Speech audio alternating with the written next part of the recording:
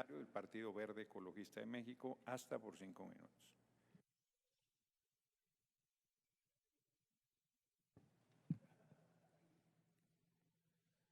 Gracias, presidente. Senadoras y senadores y ciudadanos que nos siguen aquí en la tribuna.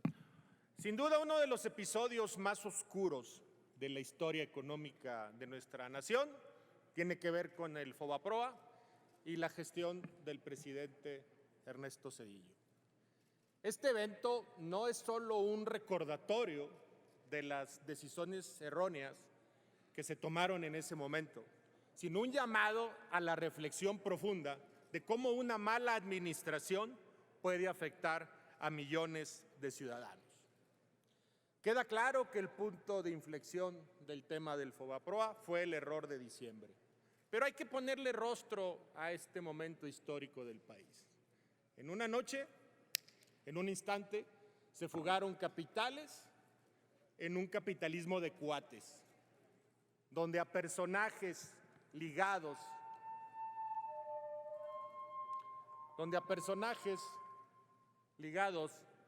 al gobierno se les facultó información privilegiada para poder extraer cantidades de dólares de nuestro país. Pero también pongámosle rostro a ese instante donde personas de un día a otro perdieron su medio de trabajo, sus casas y, por qué no decirlo, hasta su salud mental. El problema aquí es cómo se buscó resolver este error, grave error en la historia del país, pero sobre todo la naturaleza de la solución. ¿Cuál fue? Un rescate bancario que costó millones a todos y todas los mexicanos. Es decir, se materializó la famosa frase que ha caracterizado a un sistema neoliberal: privatización de las ganancias y socialización de las pérdidas. Simple y sencillamente, capitalismo de cuates. En aquel entonces, Ernesto Zedillo, al frente de la presidencia, decidió implementar el Fobaproa, que consistió en una deuda inicial que fue de 687,800 millones de pesos y que al día de hoy ya se deben 1.1 billones de pesos. Ya pasaron 30 años del rescate bancario, donde los contribuyentes han pagado 2 billones de pesos solo en intereses, que equivalen a un 6% del Producto Interno Bruto. Además, se creó un instrumento financiero que permitió a los acreedores de las deudas preservar su valor contra la inflación, las UDIs. El gran problema de estas es que es una medida desigual de protección a las inversiones, pero no a los deudores. ¿Quién de ustedes no tuvo una hipoteca en UDIs y se convirtió en algo perverso e impagable? Se trató de proteger al acreedor sobre el deudor, que finalmente era el responsable de contraer las obligaciones por las malas prácticas bancarias. Este contexto solo significa que Zedillo tomó un camino que priorizó los intereses de las élites financieras sobre el bienestar de las familias mexicanas. Sus promesas de rescate se convirtieron en una carga que los ciudadanos han tenido que cargar hasta la fecha, y aún así falta aún más por seguir pagando. El impacto de su decisión todavía se siente hoy en un país donde la desigualdad se exacerbó y la pobreza se mantuvo en una constante hasta que llegó la Cuarta Transformación y cambió la dinámica social de este país.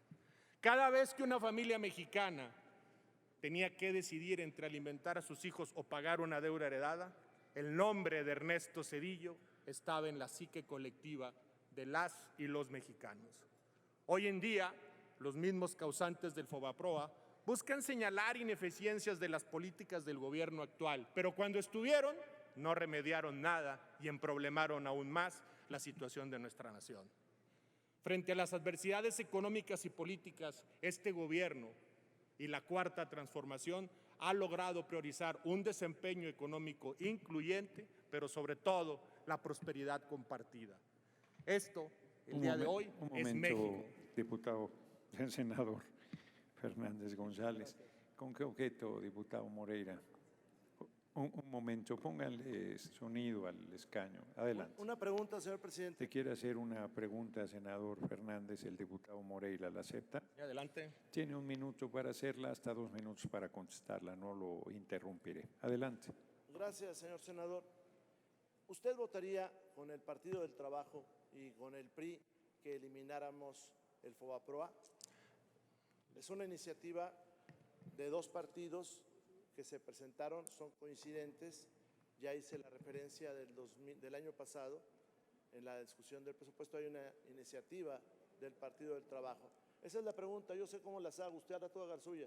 Gracias. Adelante, senador Fernández. Gracias. Diputado, uno de los principios básicos de la política económica es la certidumbre.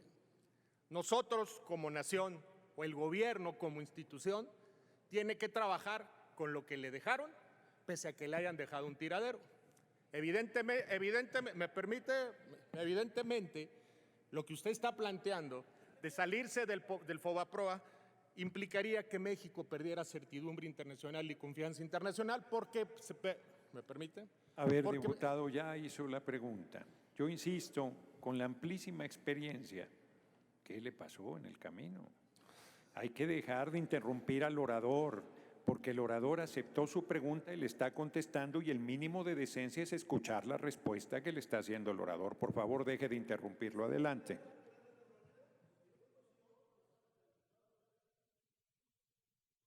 Adelante, senador. Gracias. No caeremos en las provocaciones trotskistas. En el concierto económico internacional, México tiene que mantener la certidumbre económica, pese a que en el pasado se hayan tomado malas decisiones. Las instituciones prevalecen, la nación prevalece y México prevalece. Gracias, diputado.